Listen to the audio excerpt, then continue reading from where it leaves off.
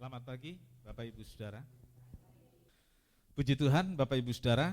Hari ini saudaraku kita mulai dengan serial yang baru. Ya, serial yang baru. Saya memilih judul. Saudara sudah makan pagi ini? Belum? Minum kopi? Snack? Rupanya tidak cocok judul khotbah ini, saudaraku. Saya ingin langsung ditayang ini. Ya. Apabila sudah menjadi kenyang. Ternyata saudara belum kenyang. Tapi nanti akan kenyang enggak? Nanti saudara akan makan dan jadi kenyang. Nah, jadi itulah bahasan kita dalam sebulan ini, saudaraku. Apabila sudah jadi kenyang. Apa sih?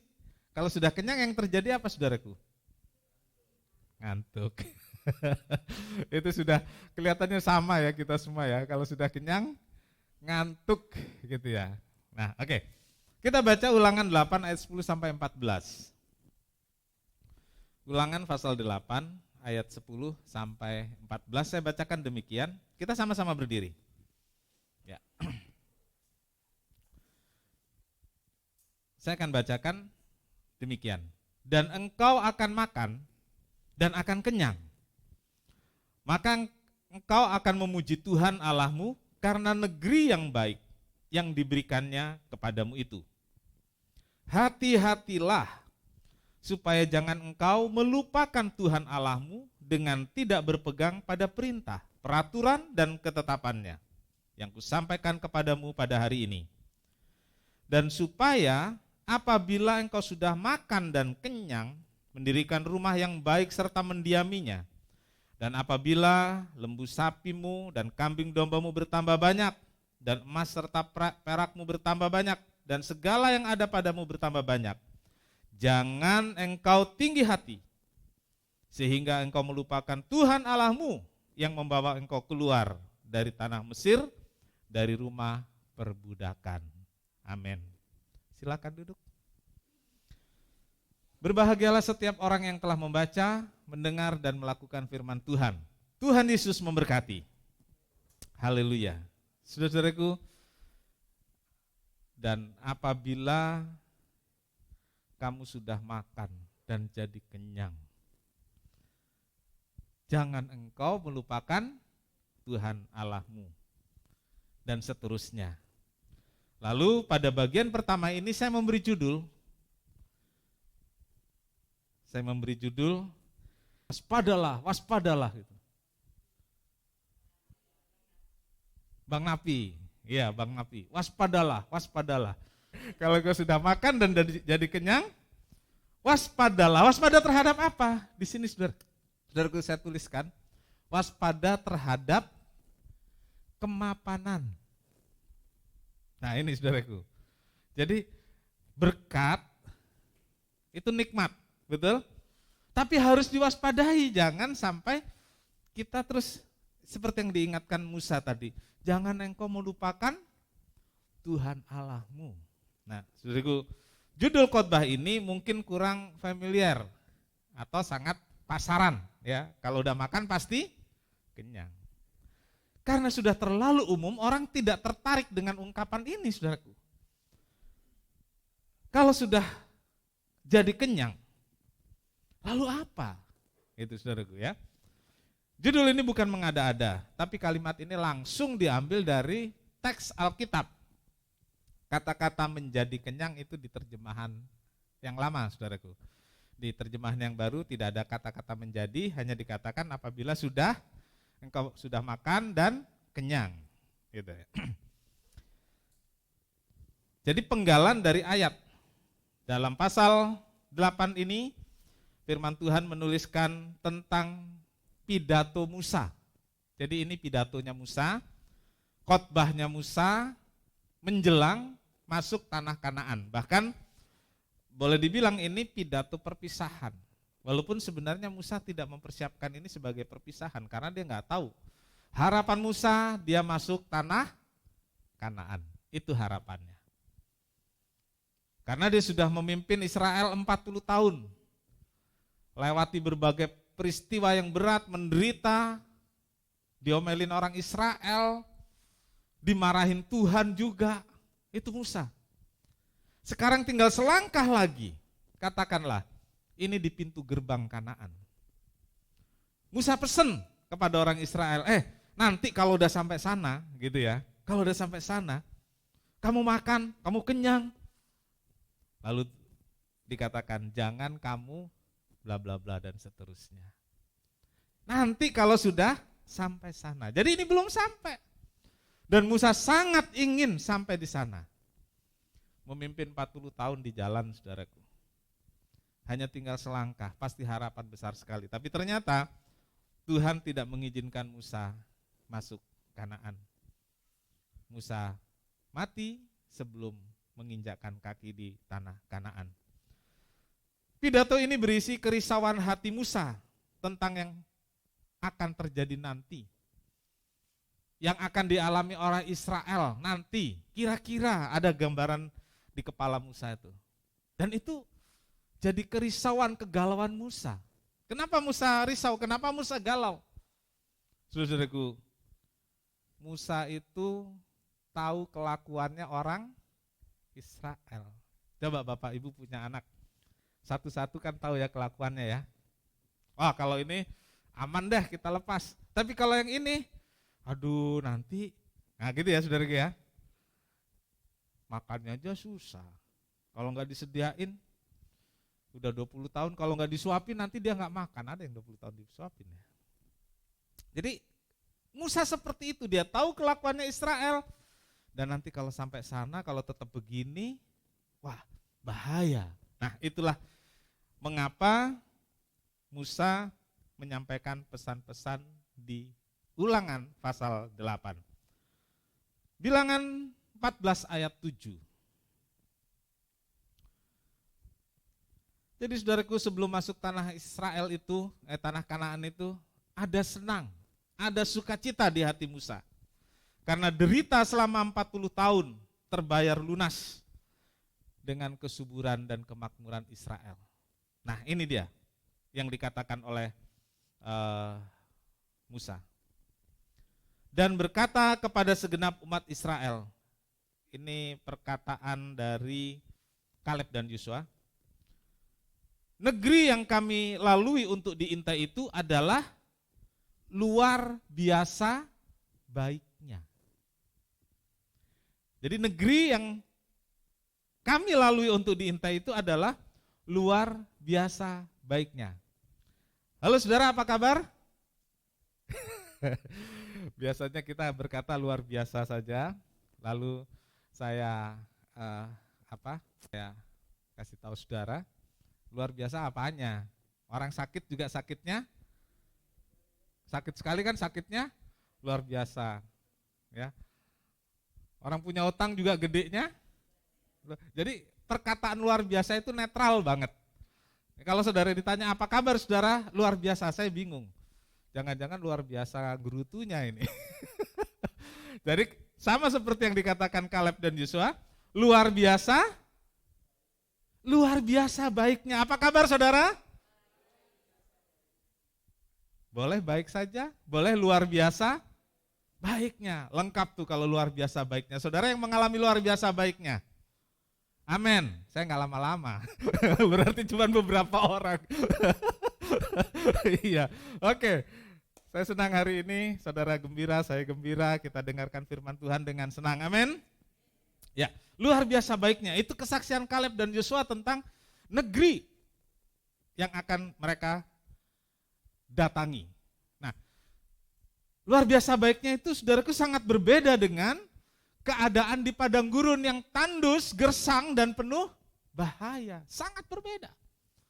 Karena yang luar biasa baiknya itu apa kata Kaleb dan Yosua? Penuh dengan air susu dan madu. Keadaan Kanaan itu luar biasa baik. Tanah subur, indah, nyaman. Penuh dengan air susu dan madu. Seperti Indonesia kira-kira? bukan lautan, kail dan jala. Ingat lagu itu ya. Tapi lebih dari Indonesia tentu. Ya. Di sana sangat subur bahkan sampai hari ini. Nah, saudara-saudaraku, kemapanan yang dialami bangsa Israel itu luar biasa. Saudaraku, tapi ini kekhawatirannya, saudaraku. Kekhawatirannya. Dengan keadaan yang sangat berbeda ketika di padang gurun itu. Musa berpesan, nanti kalau sudah tiba di Kanaan, kamu makan dan jadi kenyang. Tapi ada tapinya ini, saudaraku. Ada kegalauan di hati Musa untuk melepas orang Israel sendirian tanpa Musa. Musa itu sudah jadi bapak bagi Israel. Orang Israel nangis, orang Israel marah, orang Israel sakit, orang Israel bagaimanapun keadaannya, Musa seperti seorang ibu yang terus membimbing Israel. Tapi nanti kalau di Kanaan jangan-jangan saya nggak ikut loh. Atau saya lebih dulu, karena waktu itu Musa umurnya sudah 120 tahun. Sudah sangat tua. Dia tahu waktu tidak banyak, tapi dia ingin masuk. Inilah pesannya, saudaraku, kepada orang Israel. Ya, kalau kamu sudah makan dan jadi kenyang, hati-hatilah. Hati-hati yang bagaimana, saudaraku, yang harus diwaspadai? Yang pertama, zona nyaman. Ya, kemapanan itu ada di sana namanya zona nyaman. Aduh, ada apa di sana itu? Ya. Lalu ada potongan lagu. Ini lagu kekinian, saya nggak paham. Coba anak muda ada yang tahu lagu ini? Bukakan jalan mencari perang, keluarlah dari zona nyaman. Iya, oke, kita kasih tepuk dulu. Ya, kalau yang jadul-jadul saya bisa, kalau yang baru saya enggak. Ya. Nah, saudaraku, keluarlah dari zona nyaman.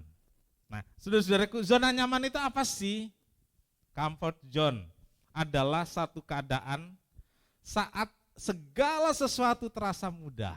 Iya. Saat keadaan segala sesuatu terasa aman, familiar, enak. Gak ada lagi tantangan, gak ada lagi stres. Ya, itu zona nyaman. Ada saudara yang sudah sampai pada titik itu? Jadi semua yang dicita-citakan dalam taraf tertentu tercapai. Enak sudah. Gak ada lagi mikirin yang berat-berat, gak ada lagi tantangan-tantangan yang harus dihadapi. Nah, ini zona nyaman, saudaraku. Tetapi saudaraku, ya, zona nyaman ini kan pasti bermuara atau ada dalam satu keadaan yang enak, mapan. Ya, mapan.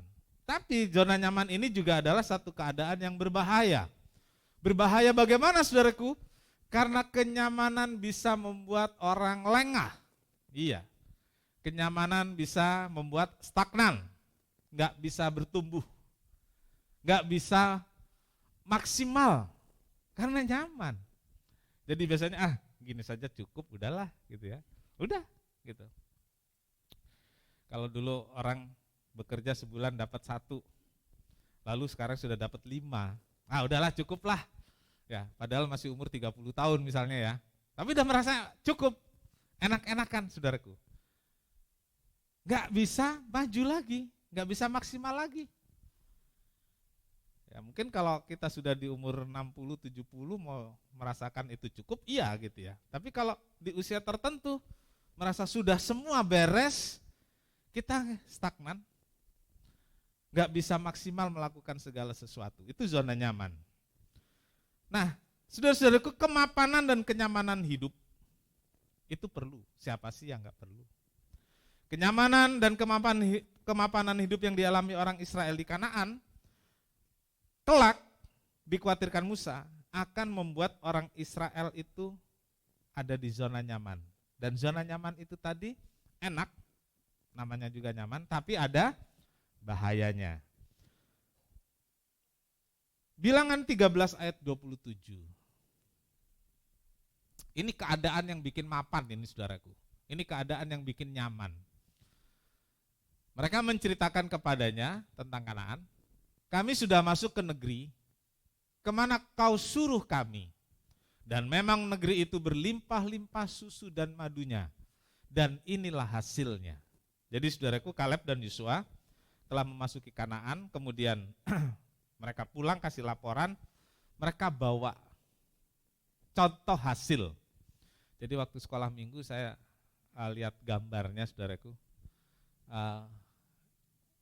orang pikul pisang, ya, karena di kampung itu kan nggak ada anggur. Saudara. Dulu saya nggak tahu anggur itu seperti apa.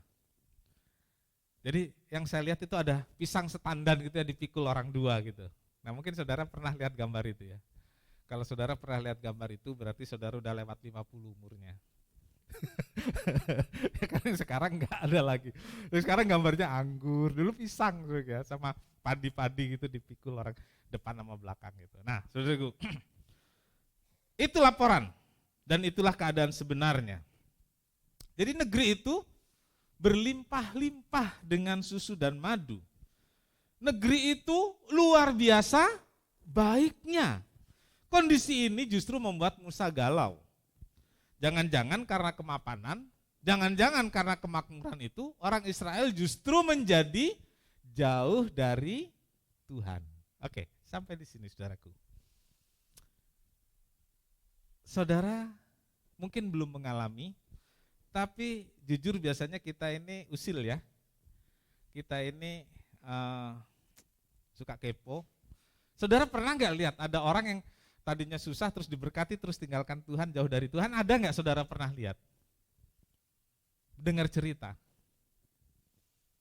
Ada? Ada, ya.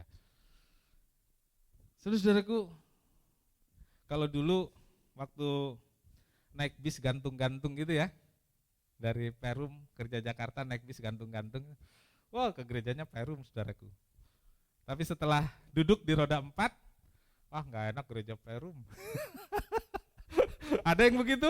Banyak saudaraku. Ntar kalau susah dia datang lagi ke sini, ke gereja sini lagi. Itu terjadi saudaraku. Saudaraku, ada loh orang pamit begini. Selesai kebaktian kita, Pak Pendeta maaf ya. Dulu saya janji pada Tuhan, kalau saya diberkati dengan mobil, saya kembali ke gereja saya di Jakarta. Jadi sekarang saya udah ada mobil tuh. Ke gereja sini dia bilang gini, Tuhan tuntun saya, Tuhan bicara dengan saya. Ada 2 tahun, itu jalan kaki saudaraku, jalan kaki. 2 tahun dia punya mobil. Dia pamit dengan cara seperti itu.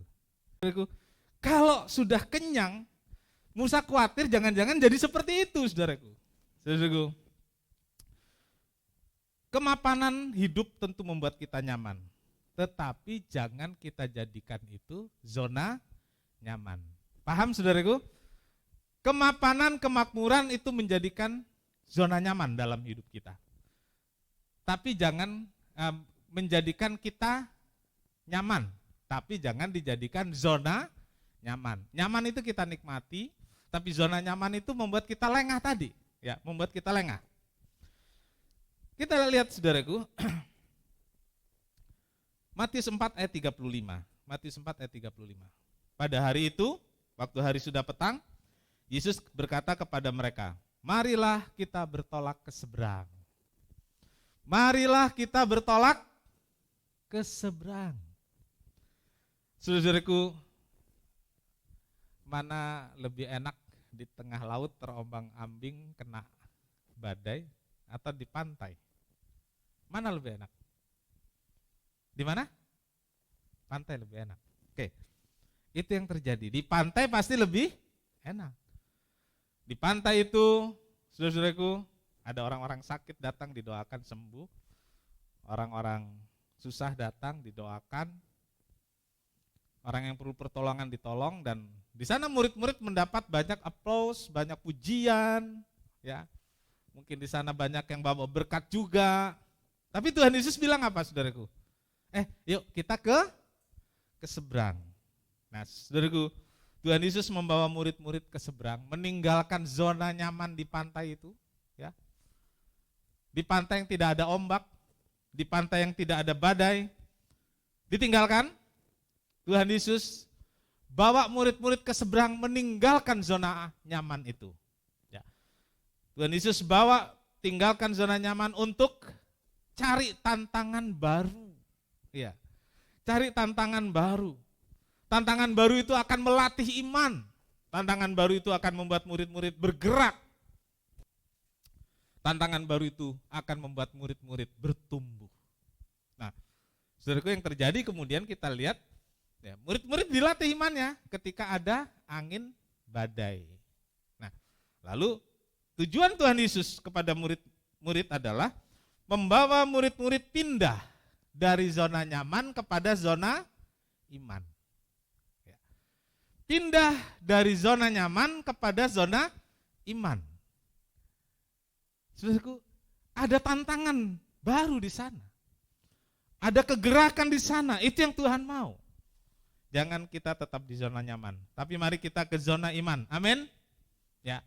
Tinggalkan zona nyaman, pindah ke zona iman. Jangan lengah dengan kemapanan dan kenyamanan yang ada. Jangan lengah.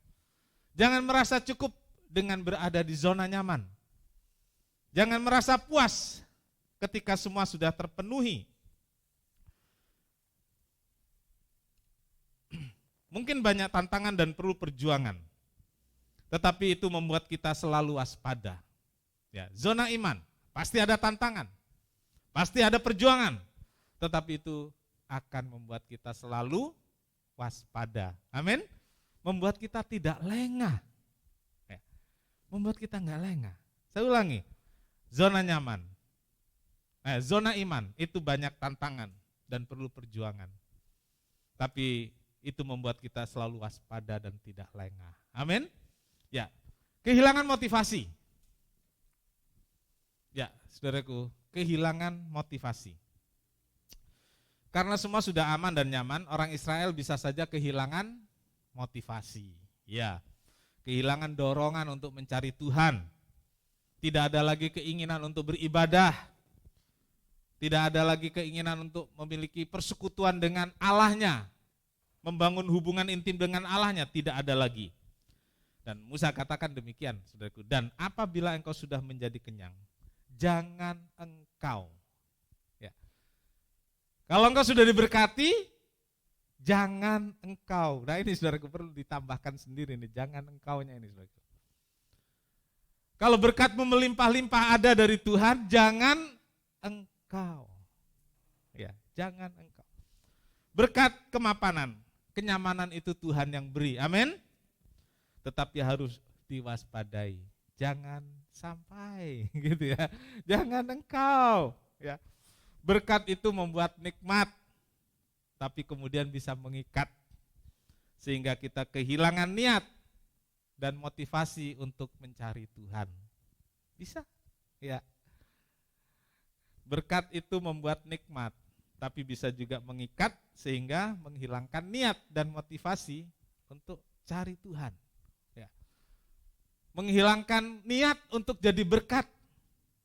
Harusnya ketika diberkati kemudian jadi berkat. Tapi karena berkat itu mengikat, kita kehilangan keinginan untuk jadi berkat. Saudaraku, Tuhan punya rencana besar untuk setiap pribadi dan keluarga. Amin.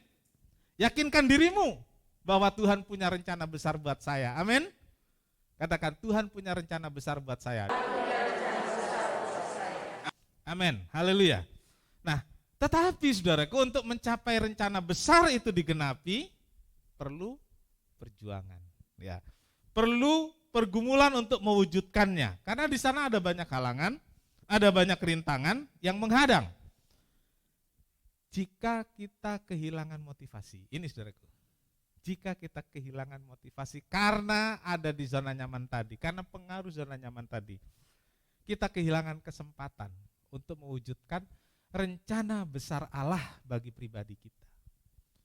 Kita kehilangan kesempatan untuk mewujudkan rencana besar Allah bagi keluarga kita. Ya. Jadi saudaraku, jaga motivasi itu. Ya. Mungkin sekarang berada di zona nyaman, tumbuhkan terus motivasi. tumbuhkan terus motivasi. Ulangan 28 ayat 13 sampai 14. Tuhan akan mengangkat engkau menjadi kepala dan bukan menjadi ekor. Engkau akan tetap naik dan bukan turun. Apabila engkau mendengarkan perintah Tuhan Allahmu yang kau sampaikan pada hari ini, kau lakukan dengan setia. Dan apabila engkau tidak menyimpang ke kanan atau ke kiri dari segala perintah yang kuberikan kepadamu pada hari ini, dengan mengikuti Allah lain dan beribadah kepadanya. Amin. Tuhan akan menjadikan kita apa, saudaraku? Jadi kepala bukan ekor. Biasanya hanya dikutip sepotong ini saja, saudaraku. Diklaim. Klaimnya dengan apa, saudaraku? Dengan kasih. Biasanya kita sepotong itu aja, saudaraku. Tuhan akan jadikan kepala bukan ekor. Tapi ayat di bawahnya enggak dibahas, enggak diperhatikan. Di bawahnya apa, saudaraku? Kalau engkau menuruti perintah. Nah, enggak nurutin perintah ngotot jadi kepala. Iya. Enggak bisa, saudaraku. Saudara-saudaraku, janji Tuhan bahwa Israel akan jadi kepala, bukan ekor, akan terwujud jika Israel turuti perintah. Demikian juga kita orang percaya. Janji Tuhan untuk jadi kepala, ya dan amin. Amin? Pasti. Tapi kita harus patuh, harus ikuti perintah. Nah, ini saudaraku, janji Tuhan yang seperti ini, salah satunya harus terus ada, supaya ada motivasi. Mungkin sekarang kita sudah diberkati, sudah aman, sudah mapan hidupnya, jangan jadikan itu zona nyaman. Ya, raihlah janji-janji Tuhan yang berikutnya, karena ada rencana besar dari Tuhan buat tiap pribadi dan tiap keluarga. Nah, bisa diraih, bisa diwujudkan kalau kita punya motivasi yang terus terjaga. Ya, keluar dari kemapanan dan zona nyaman. Ini kita lihat, saudaraku.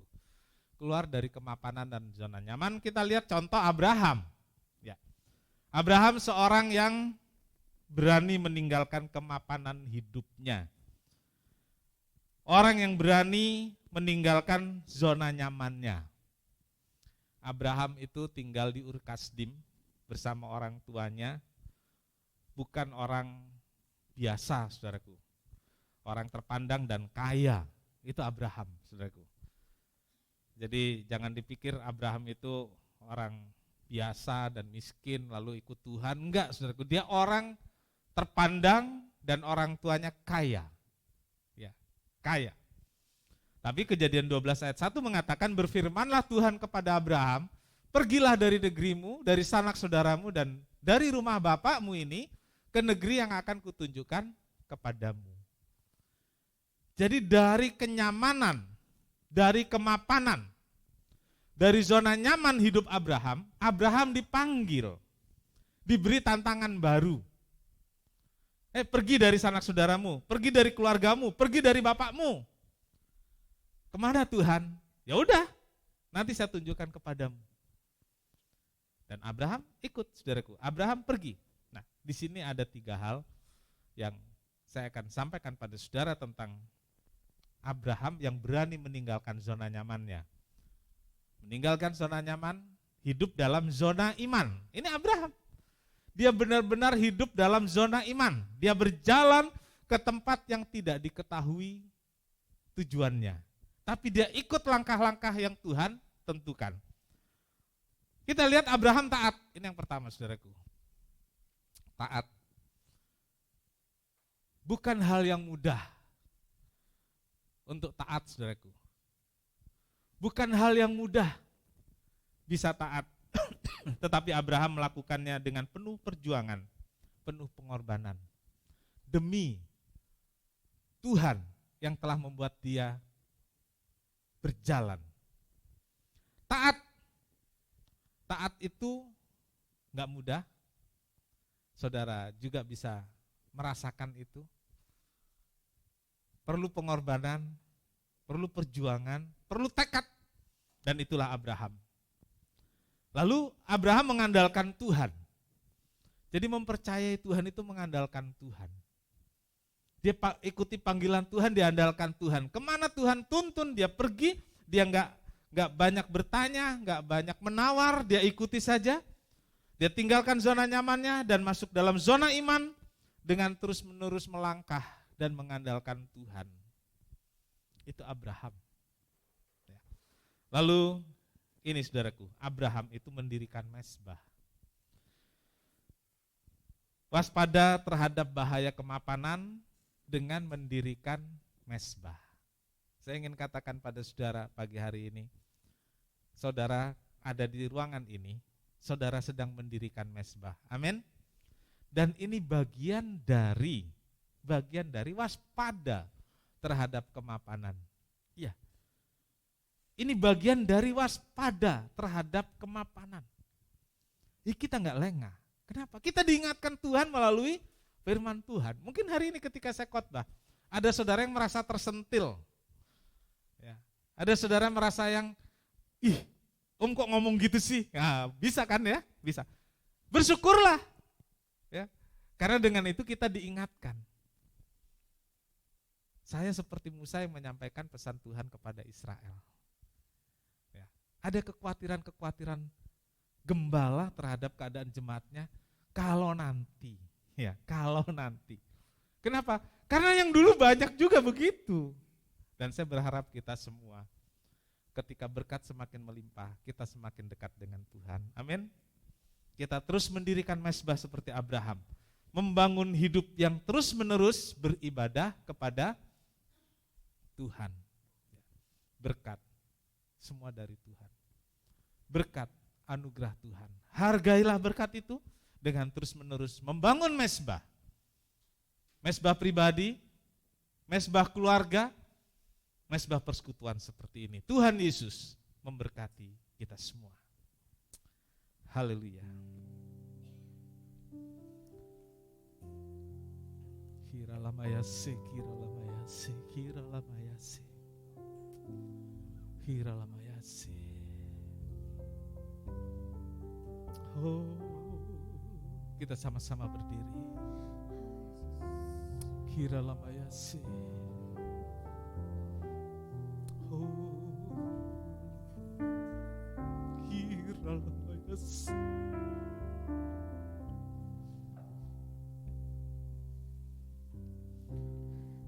Kasih setiamu yang ku rasakan lebih tinggi dari langit biru. Kebaikanmu yang telah kau nyatakan lebih dalam dari lautan. Berkat-Mu yang telah ku terima sempat membuatku terpesona. Apa yang tak pernah ku pikirkan, itu yang Kau sediakan bagiku.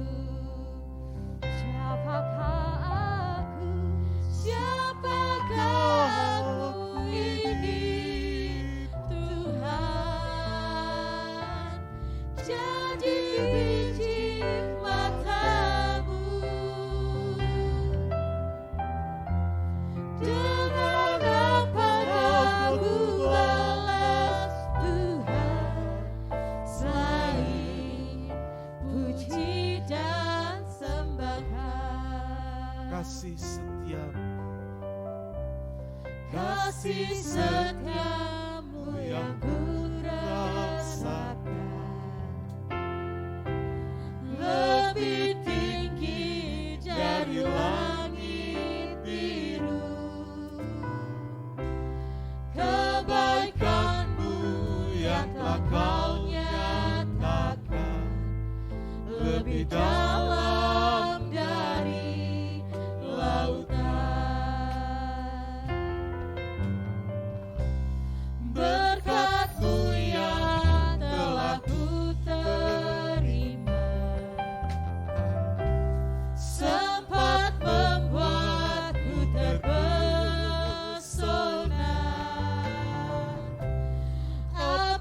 yang tak pernah kupikirkan, itu yang kau sediakan bagiku.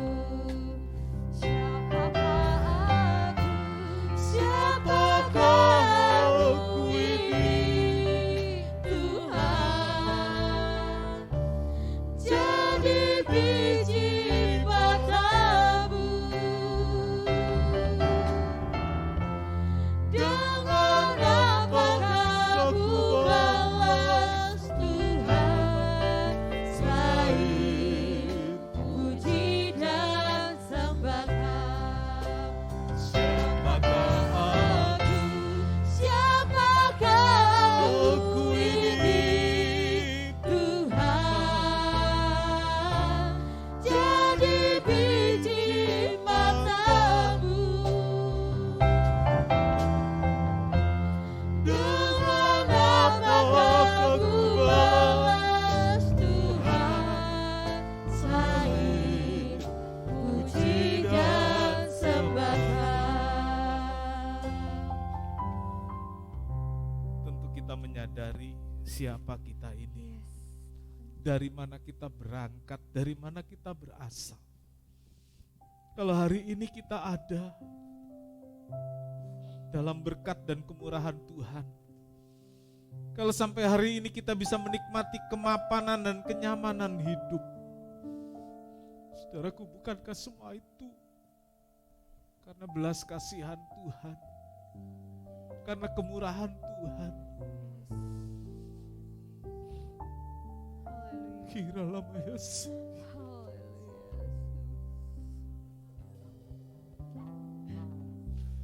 Siapakah aku ini, Tuhan? jadi biji matamu. Dengan apakah ku balas, Tuhan, selain puji dan sembahkan? Siapakah aku ini, Tuhan? Jadi biji matamu. Dengan apakah ku balas, Tuhan, selain puji dan sembahkan? selain puji, Selain puji dan sembahkan. selain Puji dan sembahkan. haleluya, haleluya, haleluya.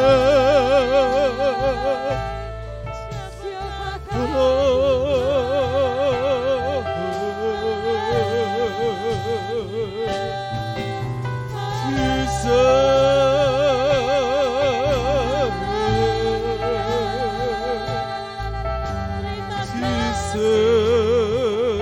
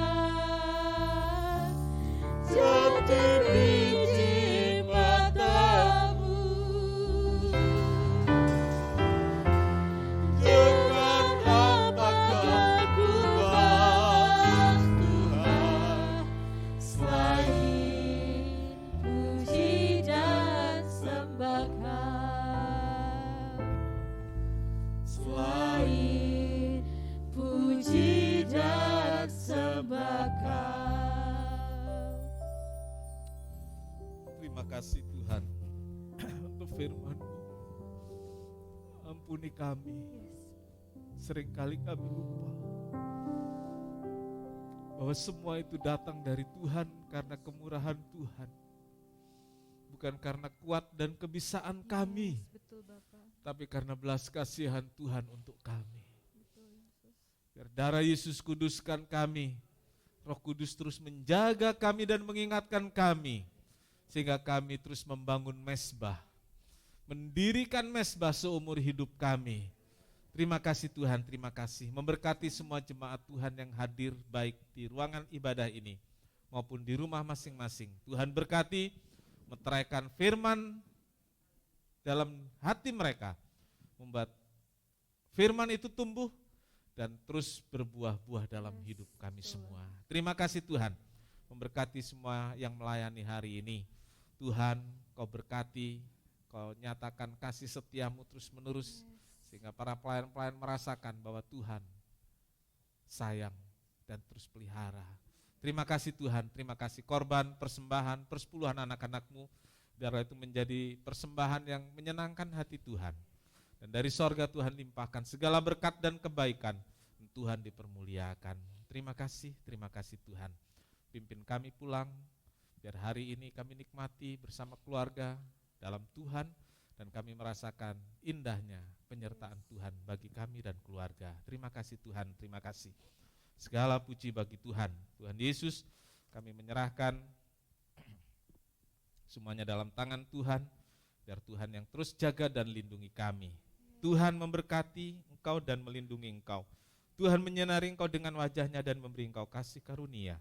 Tuhan menghadapkan wajahnya kepadamu dan memberi engkau damai sejahtera. Saudaraku yang kekasih, terimalah berkat dan damai sejahtera dari Allah Bapa, kasih karunia dari Tuhan Yesus serta persekutuan Roh Kudus serta kita sekarang sampai selamanya. Ini doa kami Tuhan. Kami alaskan dalam satu nama, yaitu di dalam nama Tuhan Yesus Kristus Juru Selamat dan Penebus kami berdoa.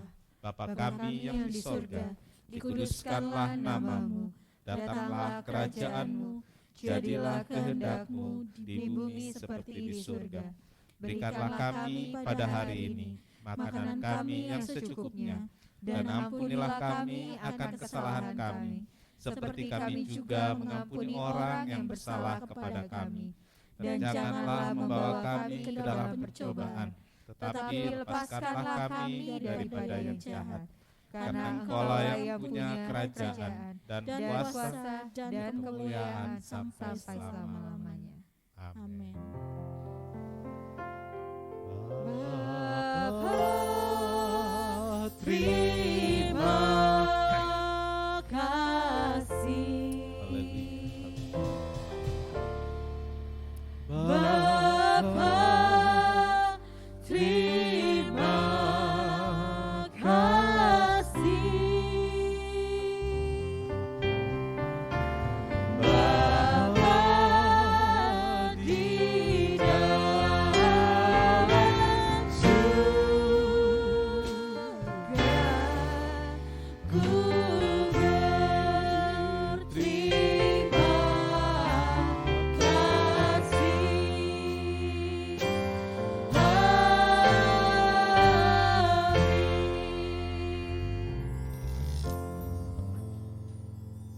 Sekian kebaktian.